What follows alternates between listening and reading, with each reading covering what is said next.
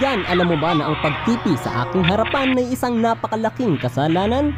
Hindi mo gugustuhin rekol-rekolan dahil paulit-ulit kang mababawian. Babawi sa tipi at re-recall-recolan maski ang iyong bangkay.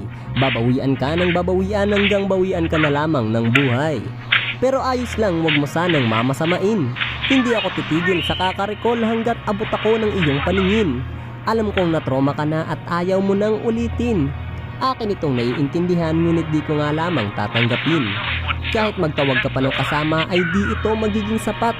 Gawin mong 2, 3 o 5, kukulangin pa rin kayong lahat. Walang kang mayayakap na tore, walang magliligtas sa'yo pare. Total ikaw naman ang nauna, bawi ka na lang next game kung pwede.